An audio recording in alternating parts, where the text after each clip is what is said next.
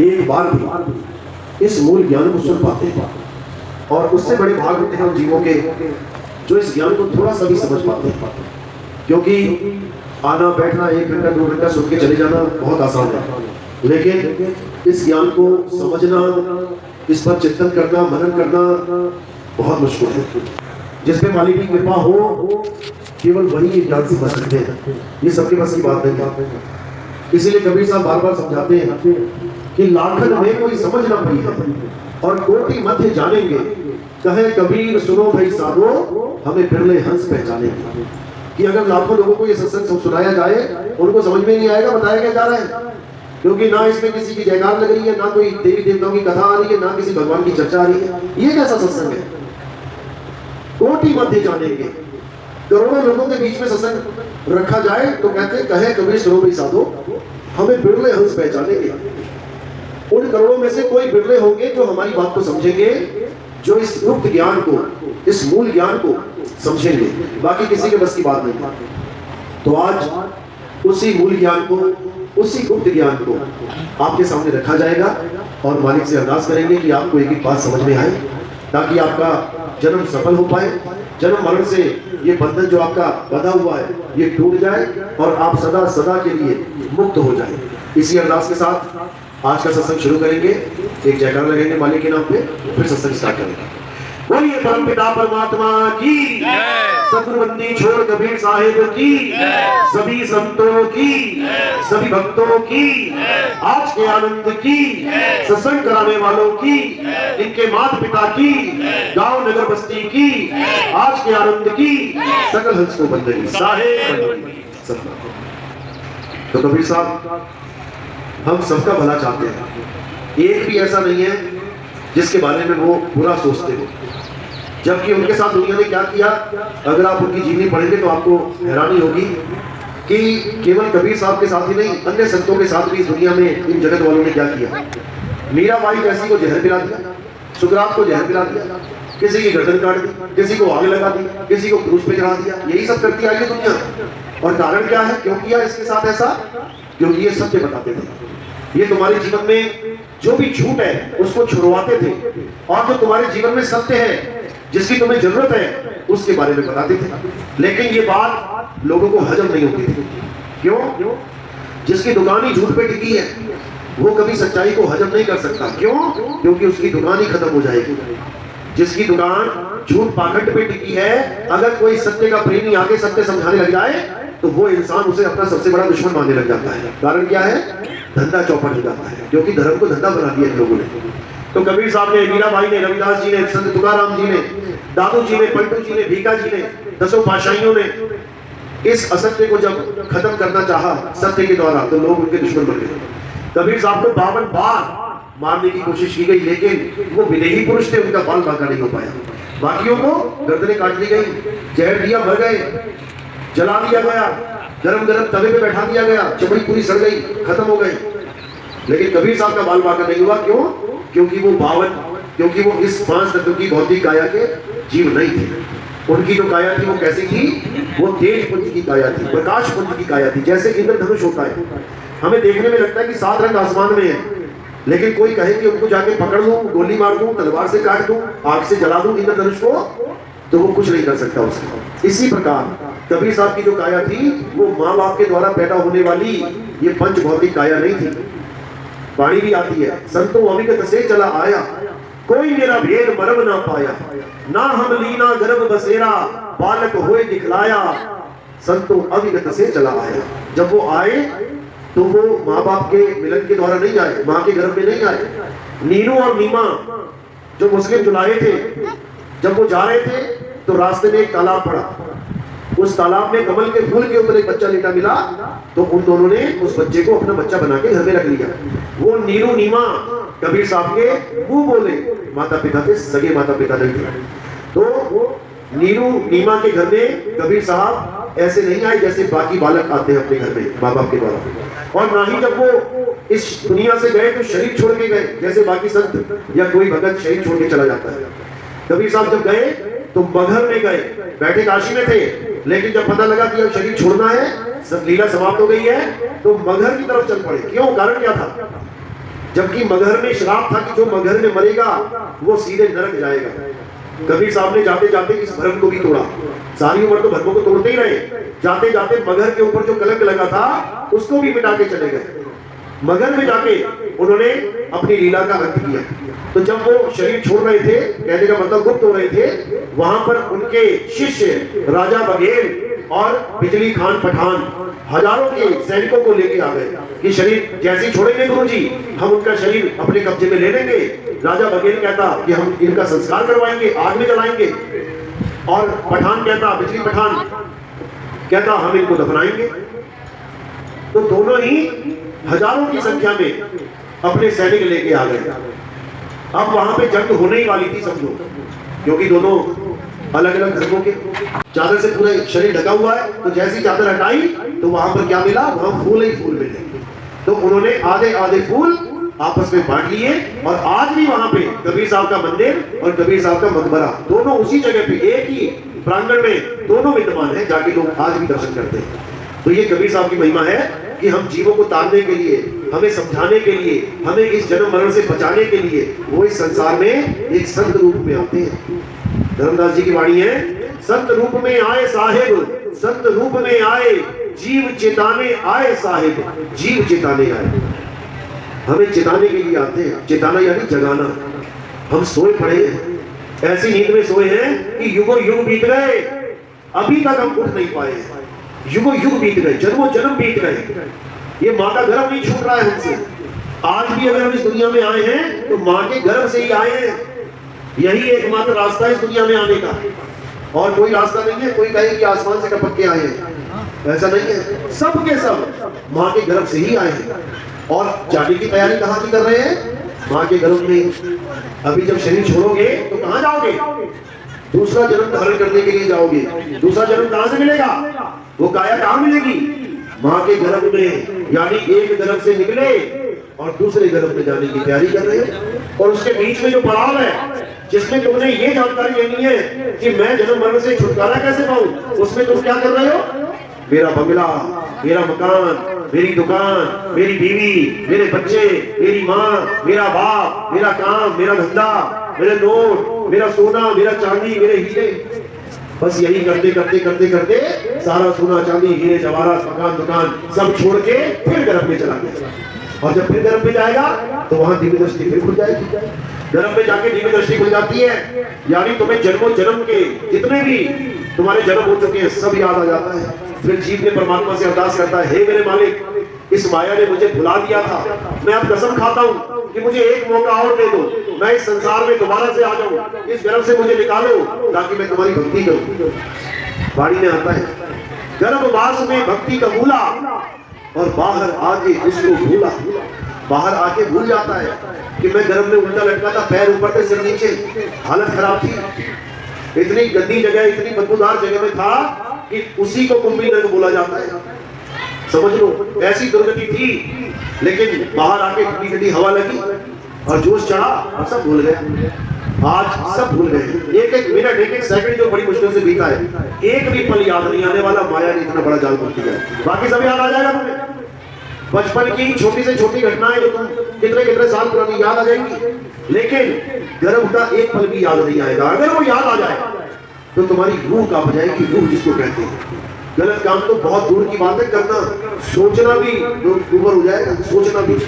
लेकिन माया ने फैलाया फंदा और किसमें से निकला कोई कोई बंदा, सबके बस की बात नहीं है। तो निकलना कैसे है, उसका रास्ता क्या है, वो भी कबीर साहब बता रहे हैं कि बचना चाहो काल जाल से तो चीनो शब्द हमारा, और कहे कबीर अमर कर राखू जो निज होए हमारा।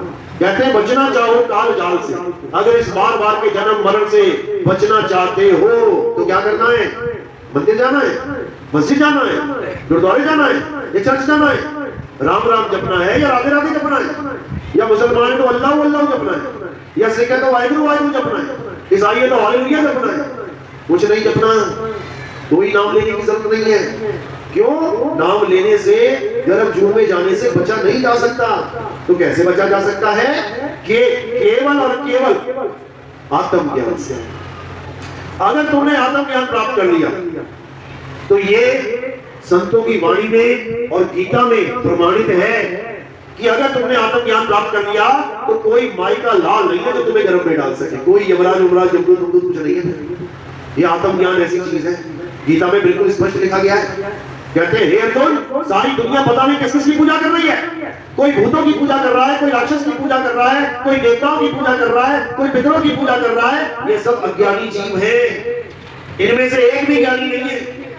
असली ज्ञानी कौन है? जो उसकी पूजा करे जिसका ना तो कभी जन्म होता है ना ही कभी मृत्यु होती है। उसकी पूजा करे जिसको शस्त्र खंडित नहीं कर सकता, जिसको अग्नि जला नहीं सकती, जिसको वायु सुखा नहीं सकती, जिसको जल भिगो नहीं सकता। कौन है वो?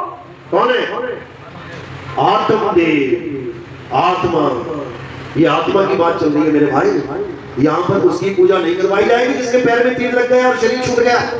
किसके पैर में तीर लगा था? कृष्ण जी के, जिसको शस्त्र ने अस्त्र ने छू लिया।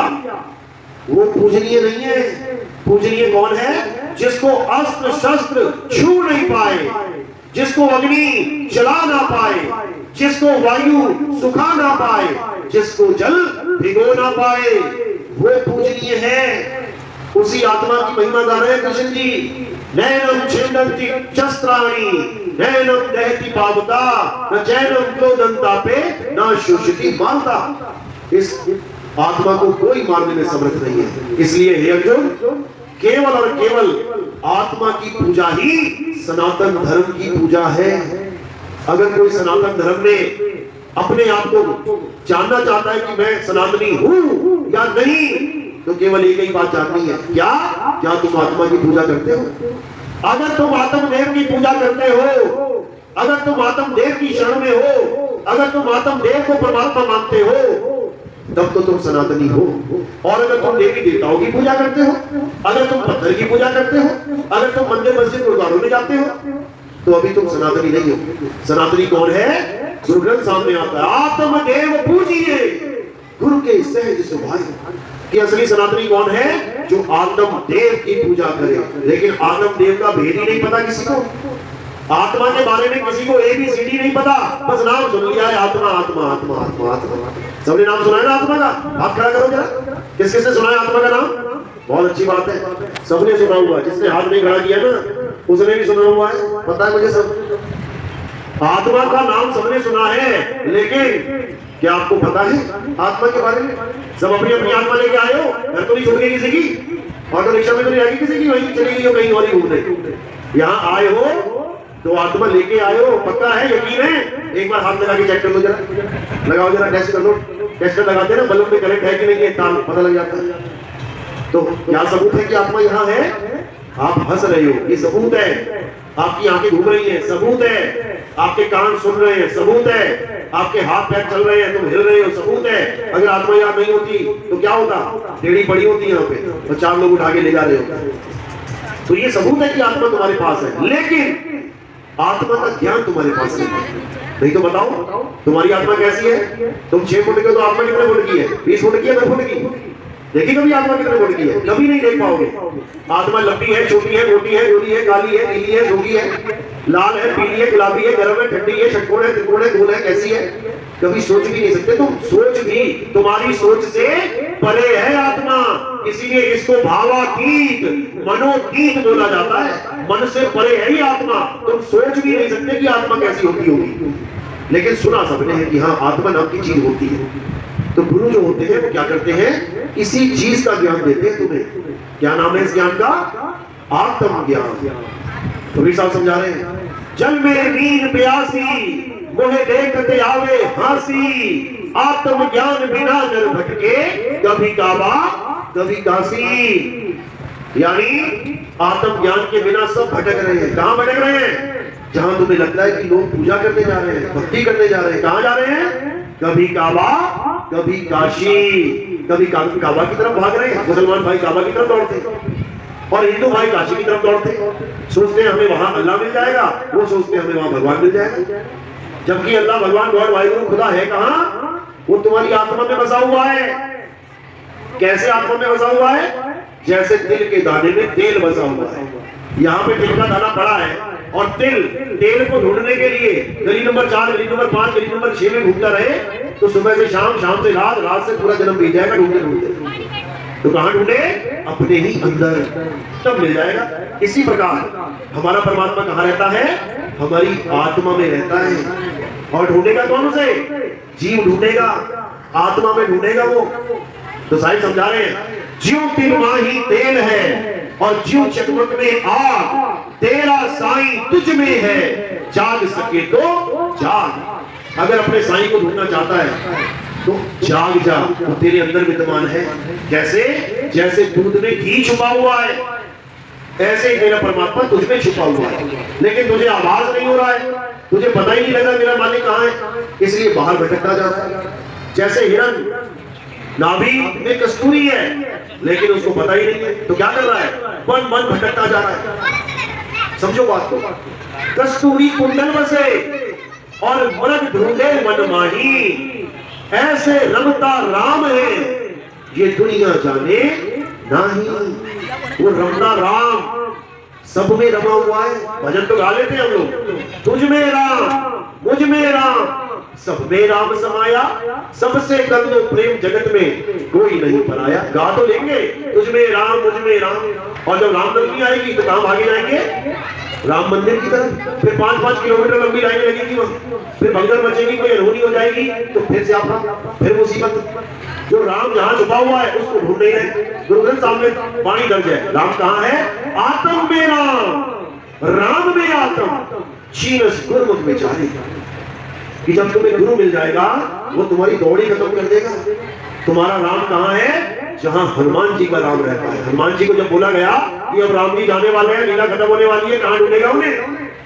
तो हनुमान जी ने ये नहीं बोला कि अयोध्या जाऊंगा, मंदिर बनाऊंगा, वहीं पे दर्शन करूंगा। हनुमान जी ने क्या किया? अपना सीना चीर के दिखाया। तो हनुमान जी का राम कहां था? उसी के अंदर विराजमान है। इसी प्रकार तुम्हारा राम भी तुम्हारे अंदर विराजमान है। बस कमी किस बात की है? तुम्हारे जीवन में कोई आत्मज्ञानी गुरु नहीं। बस इतनी सी बात। जैसे ही तुम्हारे जीवन में आत्मज्ञानी गुरु आ गया, अब तुम्हारा राम तुमसे ज्यादा दूर नहीं रह सकता, बिल्कुल पास हो जाएगा, बिल्कुल पास। तो क्या करना है? अब राम राम जपना नहीं है, अब राम को पाना है। अब राम राम जपना नहीं, राम को ध्याना है, राम को ढूंढना है। वो कहां है उसे जानना है। तो साईं क्या बोल रहे हैं? कह रहे हैं, मोको कहां ढूंढे रे बंदे, मैं तो तेरे पास में, ना मैं जप में, ना मैं तप में, ना एकांत निवास में। कि कोई कहे मैं जप करके परमात्मा को पालूंगा। आजकल दुनिया भर के गुरु बन बैठे। कितना आसान काम हो गया गुरु बनना।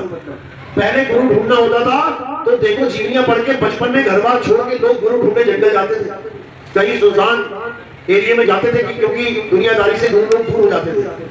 तब जाके कहीं 15-20 साल धक्के खाने के बाद तब कहीं किसी को गुरु मिलता था। आज 15 मकान छोड़ के गुरु जी बैठा हुआ है। 15 मकान छोड़ के तुम्हें कोई ना कोई ज्ञान देने वाला गुरु जी बैठा हुआ है। इतना आसान हो गया है गुरु बनना। क्यों? लोगों को समझ में आ गया है कि गुरु बनना भी एक प्रोफेशन है, कमाई का साधन है। तुम सारी उम्र में इतने पैसे नहीं कमा पाओगे जितना एक गुरु एक साल में कमा लेता है। ये धंधा बन चुका है भगवान के नाम पे, और कितना आसान धंधा है। बस क्या करना है, कोई भी आ जाए उससे पूछ लो, बेटा किसकी पूजा करना चाहते हो?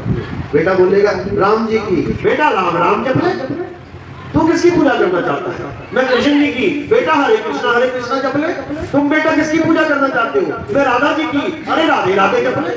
कितना आसान हो गया, कितना आसान हो गया गुरु बनना।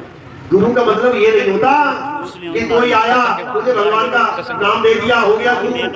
गुरु का मतलब होता है कु कहिए अंधकार, रू कहिए प्रकाश। जब तुम्हारे जीवन में अज्ञान रूपी अंधकार छा जाए तब गुरु एंट्री करता है तुम्हारे जीवन में। तो क्या करेगा वो?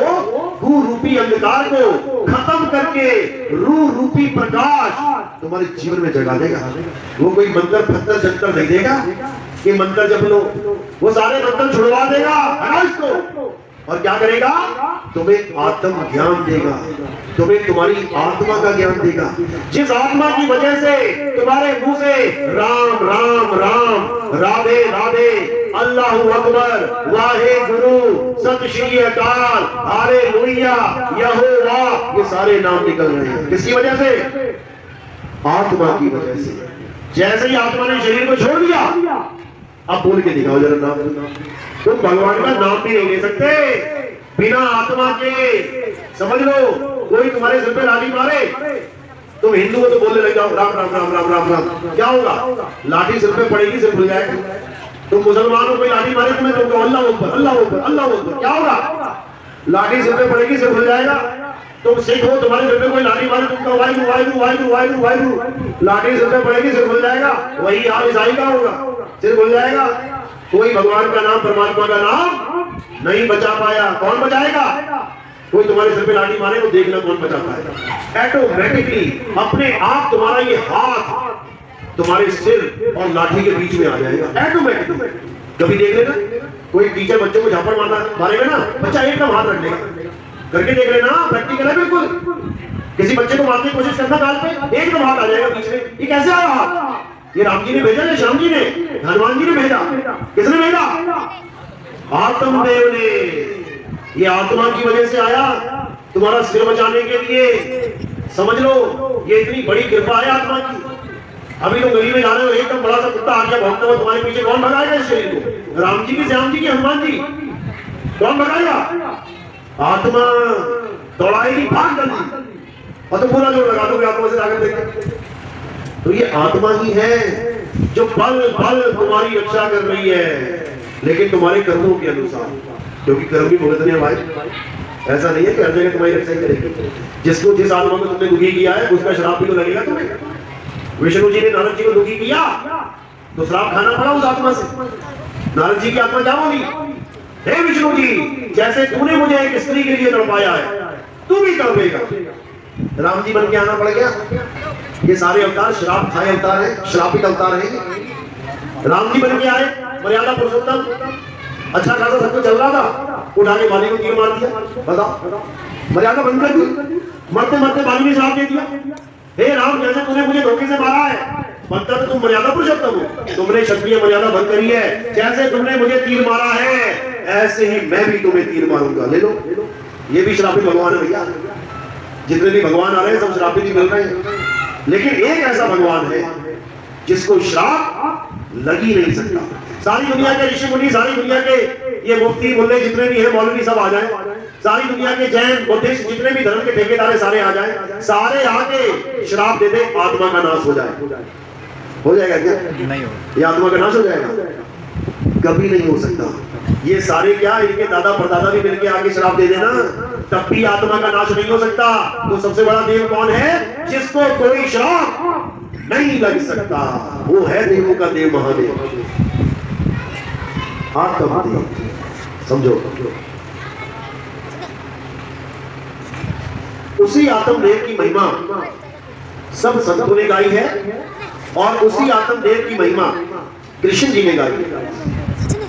बस उसमें थोड़ा सा बताने का जरिया, तरीका थोड़ा सा अलग कर दिया है। वहां पर दो प्रकार के तत्व बोल दिए गए, एक असत्य तत्व, एक असत्य तत्व। एक असत्य तत्व, एक सत्य तत्व। असत्य तत्व यानी ये शरीर, ये काया, ये माया, और सत्य तत्व यानी आत्मा। बात वही है, बस नाम बदल गए। जैसे मैं कहूं भैया पानी ले आओ, वो कहता है वाटर ले आओ, हाँ ले आओ, एक ही बात है। इसी प्रकार आत्मा कह लो या सत्य तत्व कह लो, एक ही बात है। अध्याय 2 16वां श्लोक यही बता रहा है कि तत्वदर्शी संतों ने इस दुनिया में दो प्रकार के तत्वों की व्याख्या करी है। एक असत्य तत्व, यानी ये शरीर, काया, माया, जिसमें तीर लग जाएगा, जिसमें आग लग जाएगी, जिसको पानी छू देगा, जिसको कुछ भी हो जाएगा। एक तो वो तत्व, और एक आत्मा जिसको कुछ नहीं होगा। तुम हजारों तोप चला दो, हजारों गोलियां चला दो, परमाणु बम चला दो, इस आत्मा का बाल भागा नहीं हो सकता। इसको सत्य तत्व बोला गया है, और गीता में यही समझाया गया है कि अगर, हे अर्जुन, अगर तुम्हें सत्य की प्राप्ति करनी है, यानी आत्मा का ज्ञान प्राप्त करना है, तो क्या करना है? अध्याय 4 34वां श्लोक क्या लिखा है वहां पे कि तुम ऐसे तत्वदर्शी संत की शरण में जाओ जो तुम्हें तत्व का ज्ञान करवा दे, नाम नहीं जपवाए, कि तुम राधे राधे करने लग जाओ, तुम राम राम करने लग जाओ, तुम श्याम श्याम करने लग जाओ, मुसलमान है तो अल्लाह अल्लाह करने लग जाओ, या खुदा करने लग जाओ, मौला मौला जपने लग जाओ, ईसाई हो तो हालेलुया करने लग जाओ, यहोवा यहोवा करने लग जाओ, सिख हो तो सतनाम भाई करने लग जाओ। ये काम नहीं कर पाता गुरु। तत्वदर्शी संत, देखो नाम नहीं भेद छुपा। तत्वदर्शी का मतलब क्या होता है? जैसे सूक्ष्मदर्शी, सूक्ष्मदर्शी का मतलब होता है माइक्रोस्कोप। जब 10वीं 11वीं 12वीं में आता है बच्चा और विज्ञान का प्रैक्टिकल करता है तो उसको एक माइक्रोस्कोप दिया जाता है, उसमें स्लाइड्स लगाई जाती है, उसमें ब्लड टेस्ट हो जाता है, उसमें हीमोग्लोबिन, बहुत से टेस्ट हो जाते हैं, तुम्हारी खाल का भी टेस्ट हो जाएगा, उसमें प्याज के छिलके का भी टेस्ट होता है, उसमें सेल वॉल्स दिखाई जाती है, यानी वो चीजें दिखाई जाएंगी जो तुम्हें अपनी नंगी आंखों से नहीं दिखेंगी। वो क्या है? माइक्रोस्कोप, यानी माइक्रो ऑर्गेनिज्म को देखने का एक जरिया, एक यंत्र। ये हो गया सूक्ष्मदर्शी। एक दूरदर्शी होता है, दूरदर्शी, उसका मतलब क्या होता है? टेलीस्कोप, यानी ग्रहों को देखने के लिए दूर की चीज को दिखाने वाला दूरदर्शी, छोटी चीज को बड़ा करके दिखाने वाला सूक्ष्मदर्शी, और तत्वों को दिखाने वाला तत्वदर्शी संत होता है। इन तीनों में नाम जपवाने वाला कोई भी नहीं है, समझ लो। नाम जपवाने वाला गुरु कभी तत्वदर्शी संत नहीं होता है। नाम जपाने वाला गुरु कौन होता है? जपी। तपस्या कराने वाला गुरु कौन होता है? तपी। घर बार छोड़वा के जंगल में भेज देने वाला गुरु कौन होता है? सन्यासी। इन तीनों से छुटकारा चाहिए हमें, लेकिन दुख के साथ कहना पड़ता है लोग इनको पकड़ के बैठे हैं। क्यों? क्योंकि आत्मा का कोई भेद ही समझ में नहीं आ रहा है, आत्म ज्ञान का कोई सत्संग ही नहीं मिल रहा है। तो करे क्या? कुछ ना कुछ तो करना पड़ेगा, कुछ ना कुछ तो करना ही पड़ेगा। जब लाइट चली जाती है तो पंखा नहीं है तो क्या करेंगे? अरे भैया तो हाथ वाला ही ले आया यार, कुछ तो ला। हाथ वाला भी नहीं है, कोई फट्टा ही ले आ, वही कर देता हूँ। कुछ ना कुछ तो करना ही पड़ेगा, और गर्मी में थोड़ी नहीं बैठना है। इसी प्रकार ये जीवात्मा जन्मों जन्मों से भटक रही है परमात्मा को पाने के लिए। तो आत्मज्ञानी नहीं मिला तो कुछ तो करना पड़ेगा। तो जब भी आ जाए भाई तो कुछ नाम भी जपवा दे यार, कोई तब भी आ जाए, टांग पे खड़ा करवा दे, एक टांग पे खड़ा हो जाऊंगा, मन को तसल्ली हो जाएगी, भक्ति करिए मैंने। भले परमात्मा ना मिले, कम से कम दिल को तसल्ली तो है कि मैंने ऐड कर दिया, मैंने वैड कर दिया। भले बाद में 84 में चला जाऊं, किसने देखा, कहने के लिए तो है ना, मैं 2 साल तपस्या करके आया हूं। भले परमात्मा ना मिला, लेकिन टैग तो लग गया। इसी प्रकार ये जपी तपी सन्यासी सबके जीवन में आते हैं, ऐसा कोई नहीं होगा जिसके जीवन में ये नहीं आते। और अच्छी बात है अगर तुमने इनको गुरु धारण किया, अच्छी बात है। क्यों? अब बच्चा पैदा हुआ सीधे डॉक्टर थोड़ी नहीं बना दोगे। पहले एलकेजी में जाएगा, A for apple, B for bat, C for cat, कहां से कबूतर, खा से खरगोश, गा से गमला ही पड़ेगा। जब पढ़ के घर आएगा और सुनाएगा, मम्मी मैं पढ़ के आया, क्या पढ़ा बेटा आज? का से कबूतर, खा से खरगोश, गा से गमला, मम्मी पूरी नहीं संभालेगी। लेकिन अगर वही बच्चा 20 साल बाद कहे मम्मी मैं पढ़ के आ गया, वो बोले क्या पढ़ के आया बेटा? का से कबूतर, खा से खरगोश, कहेगी जरूर बेटे को। अरे कैसा निकम्मा पैदा कर दिया मैंने, तू अभी तक यही अटका पड़ा है। बस इसी प्रकार ये जपी तपी सन्यासी हमारे जीवन में आते हैं। कोई कह रहा राधे राधे जप लो, कोई कह रहा राम राम जप लो, कोई कह रहा अल्लाह अल्लाह जप लो, कोई कह रहा वाहिगुरु। अच्छी बात है कि कुछ ना कुछ नाम ले रहे हो, लेकिन अगर सारी उम्र यही करते रहोगे तो परमात्मा मिलने वाला नहीं है। परमात्मा नाम जपने से नहीं मिलता, परमात्मा ढूंढने से मिलता है, खोजने से मिलता है। और कहां खोजेंगे? जहां भेदी गुरु सैन देगा। ये सैन बैन है, यानी ये ऐसा ज्ञान है जो इशारे से मिल जाता है। परमात्मा को पाना है तो सतगुरु की सैन लेनी पड़ती है। ये नाम वाला काम नहीं है। एक छोटी सी सुई मैं इस तकिए में लगा देता हूं, अंदर दबा दी मैंने, और मैं उसको कहूं कि मैंने सुई छुपाई है। किसी बंदे को कहे कहां छुपाई है? कि पूरे जन्म में छुपाई है। तो क्या ढूंढ, पूरा जन्म बीत जाएगा उसका, पूरा जन्म बीत जाएगा, लेकिन वो सुई नहीं ढूंढ पाएगा। अब किस चीज की जरूरत है उसे? केवल सैन की, यानी इशारे की। अगर उसे कोई वेदी गुरु मिल गया और उसने केवल इशारा कर दिया, ओ भाई कहां ढूंढ रहा है, बस इतना इशारा कर दिया कि ये है, यहां पे है, तो उसके दिमाग से सारा जयपुर आउट। वो एक बार भी कदम ना घुमाएगा किसी गली की तरफ। कहां जाएगा? सीधे डायरेक्ट उसी तकिए पर पहुंच जाएगा और 2 मिनट में उसको मिलेगी बस।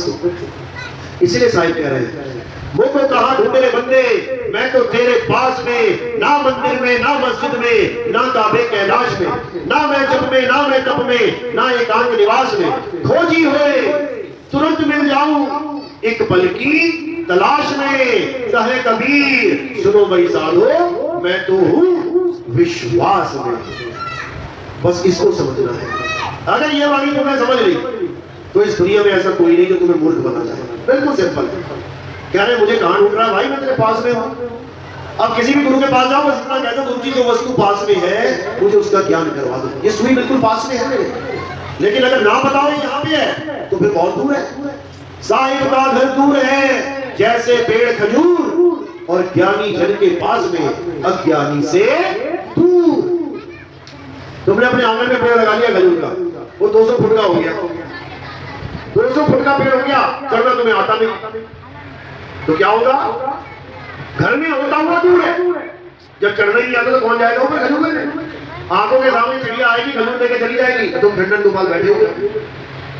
लेकिन अगर तुम्हें चढ़ना आता है फिर खजूर दूर नहीं है। तो कह रहे हैं साहिब का घर दूर है जैसे पेड़ खजूर, और ज्ञानी जन के पास में और अज्ञानी से दूर। जिसको चढ़ने की विधि पता है वो आज नहीं तो कल चढ़ ही जाएगा, और जिसको चढ़ना ही नहीं पता कैसे चढ़ना है वो कभी सपने में भी नहीं चढ़ पाएगा।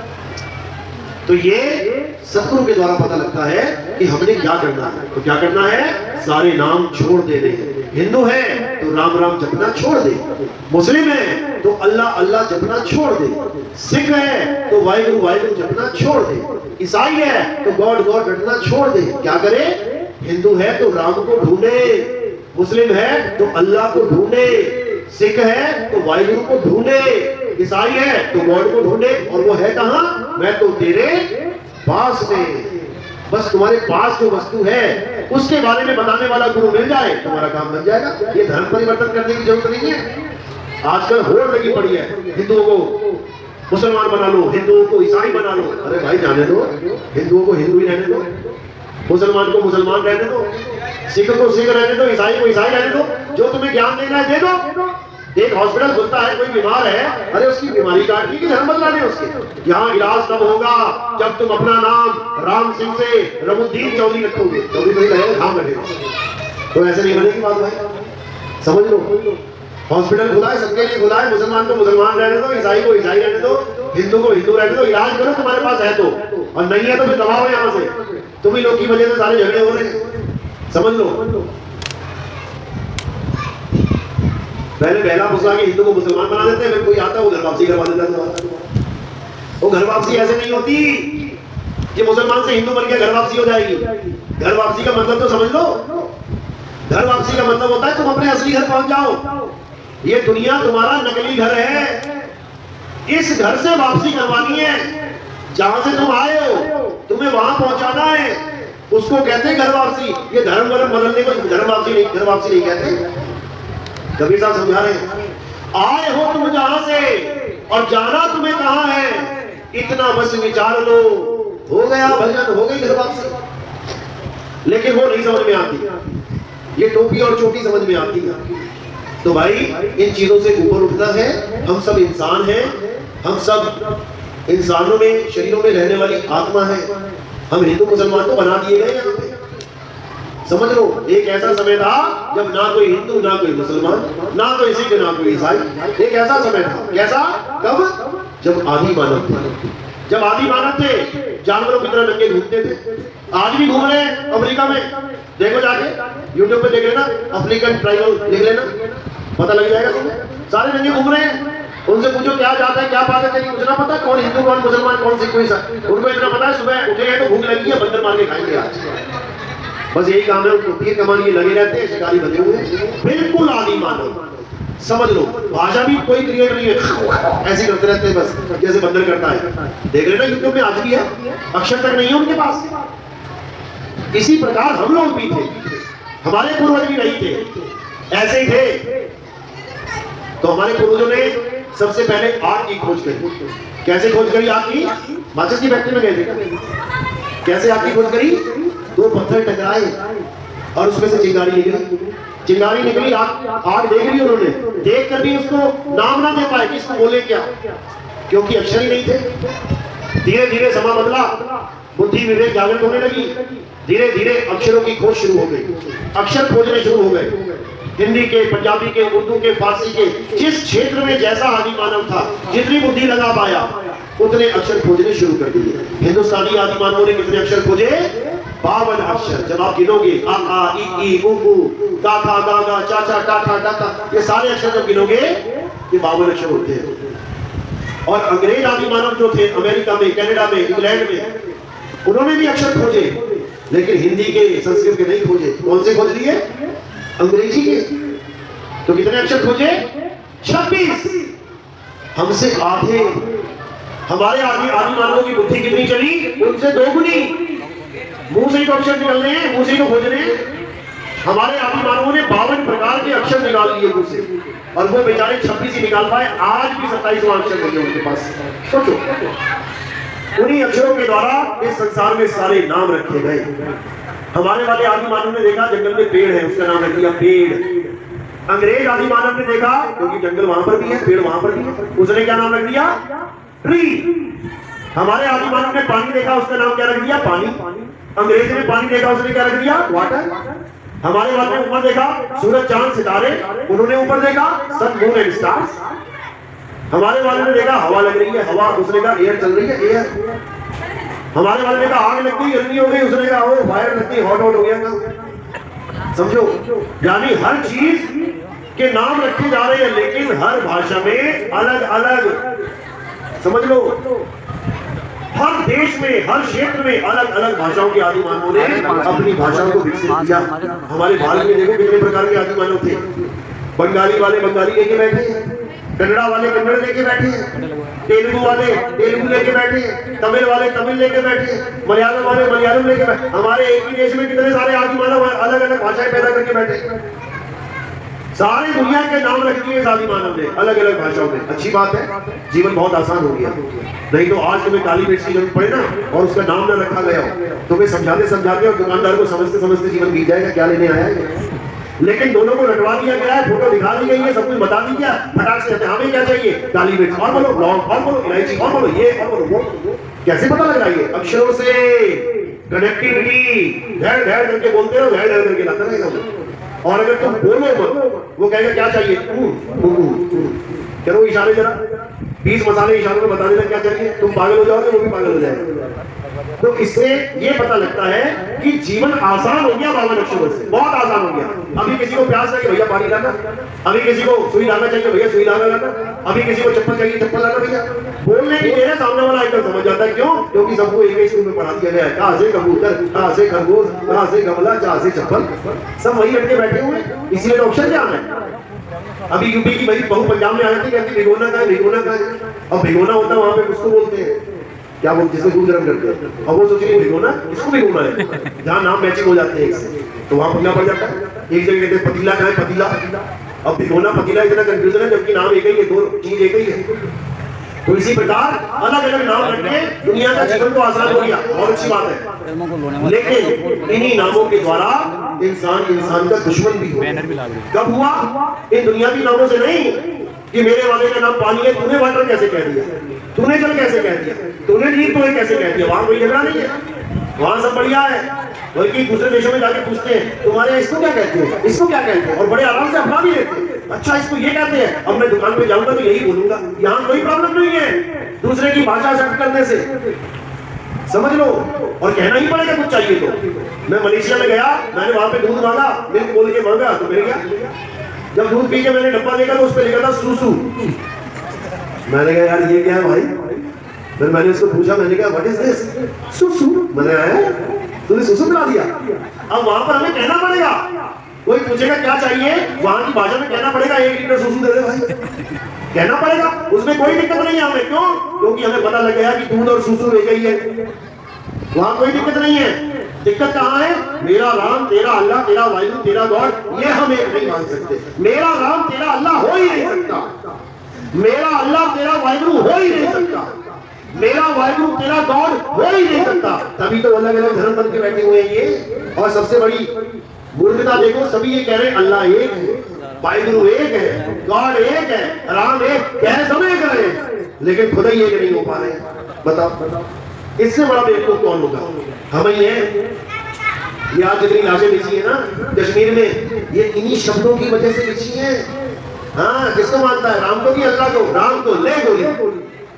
तू किसे मान रहा है? राम को भी खुदा को? राम को ले गोली। ये केवल शब्दों की वजह से है। अगर वो इसकी डेफिनेशन में आ जाते ना, राम कहते किसे हैं, अल्लाह कहते किसे हैं, वाहिगुरु कहते किसे हैं, गॉड कहते किसे हैं, तो ये दिमाग में से भरम निकल जाएगा कि राम, अल्लाह, गॉड, वाहिगुरु अलग अलग है। यानी तुम केवल शब्दों के चक्कर में एक दूसरे के जान के दुश्मन बन बैठे हो। समझ लो, अब क्या करना है? अब इन शब्दों के, अक्षरों के चक्कर में नहीं पड़ना है। अब किसको जानना है? अब सत्य को जानना है, क्योंकि सत्य ही राम है, सत्य ही खुदा है, सत्य ही गॉड है और सत्य ही श्री अकाल है। कहते भी हैं राम नाम सत्य है। तो पहले सत्य तो बता दो होता क्या है। राम नाम तो बाद में देखेंगे, पहले सत्य बताओ होता क्या है। गा भी रहे ईश्वर सत्य है, अच्छा सत्य होता क्या ये बताते हैं, तब देखेंगे ईश्वर क्या चीज है। वो बाद की बात है। ईश्वर तो नाम रख दिया उसका, राम तो नाम रख दिया। सत्य बता क्या है जो गीता में बताया जा रहा है? इस दुनिया में दो प्रकार के तत्व हैं, एक असत्य और एक सत्य। पहले सत्य बता, तू जानता है सत्य के बारे में क्या है? अगर नहीं जानता तो ये राम, अल्लाह, वाहिगुरु, गॉड की दुकान बंद कर। फिर तुझे पता ही नहीं है कि राम है क्या, तुझे पता ही नहीं है अल्लाह है क्या, तुझे पता ही नहीं है गॉड है क्या, ये सारी मगजमारी बंद कर दे। या तो सत्य के बारे में जान ले। तो क्या कह रहे हैं? राम नाम सत्य है। देखो सत्य आ गया ना, ईश्वर सत्य है, आ गया ना सत्य। गॉड इज ट्रुथ, आ गया ना सत्य। ट्रुथ यानी सत्य, अंग्रेजी में ट्रुथ, हिंदी में सत्य। सत्य श्री अकाल, आ गया ना सत्य। अल्लाह अल हक, अल हक मतलब अल्लाह सत्य है, आ गया ना सत्य। अरे सारे धर्मों में तो भगवान का नाम, अल्लाह का नाम, वाहिगुरु का नाम सत्य बताया जा रहा है। तो तुम पहले सत्य को ही जान लो ना, सत्य क्या है। तो क्या समझा रहे हैं गीता में? हे अर्जुन, सत्य क्या है? जिसका ना तो कभी जन्म होता है ना कभी मृत्यु होती है, वही सत्य है। जो कभी बदलता नहीं है वही सत्य है। जो कभी, जो सदा एक सा रहता है, अखंड रहता है, जो कभी खंडित नहीं होता, वो सत्य है। अब बताओ क्या सत्य है? ऐसी कौन सी चीज है जो जन्मती नहीं है, मरती नहीं है, कटती नहीं है, गलती नहीं है, जलती नहीं है, कभी खंडित नहीं होती? वो सत्य है। बताओ क्या है?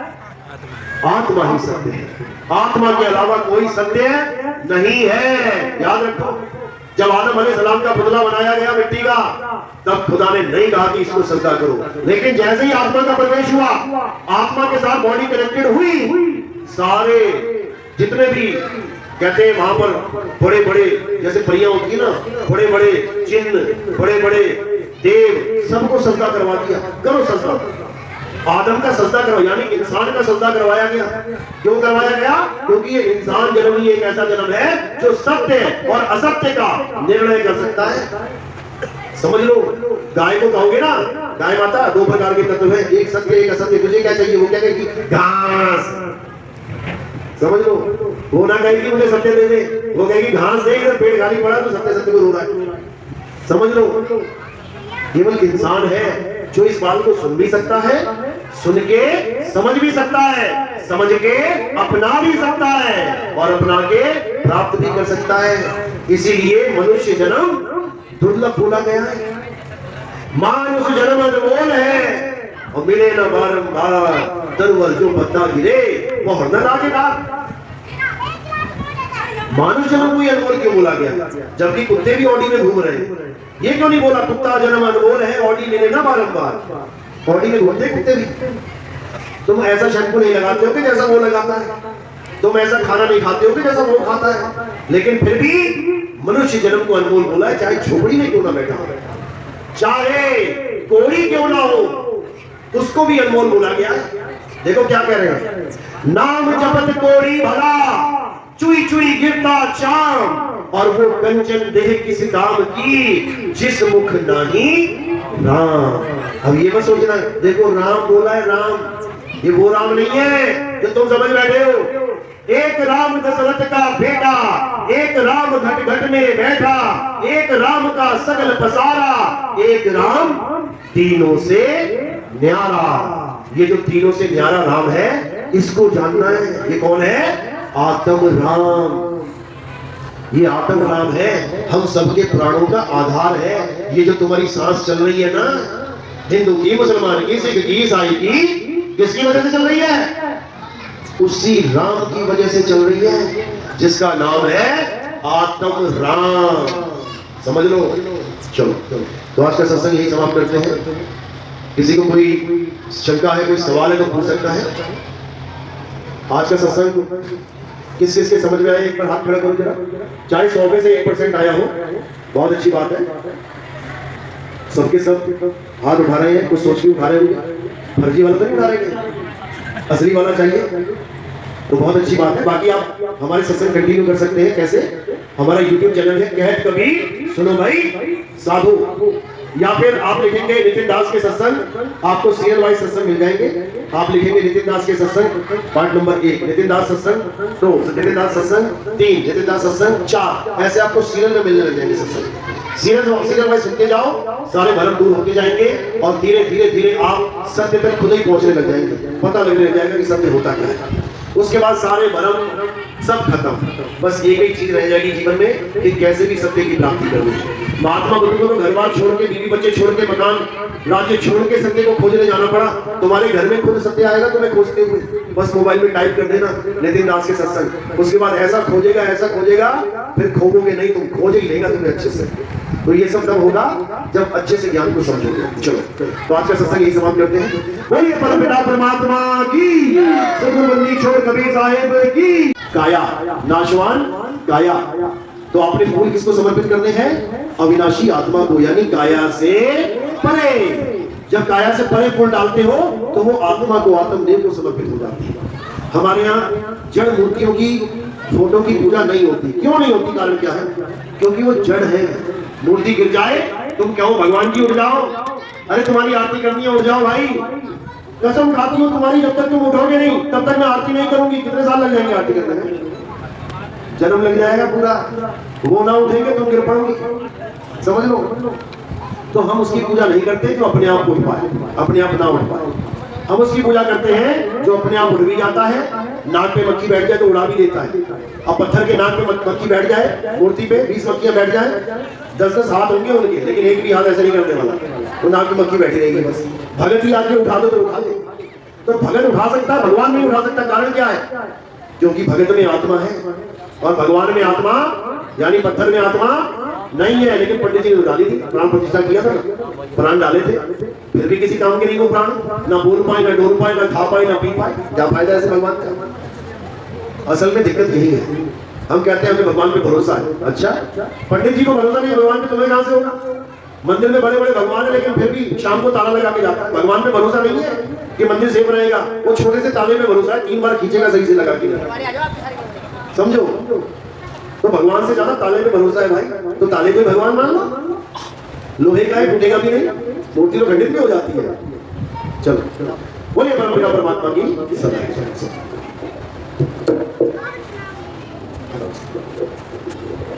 आज आरती लगा लो, आरती सतनाम की कीजिए, लगा लो।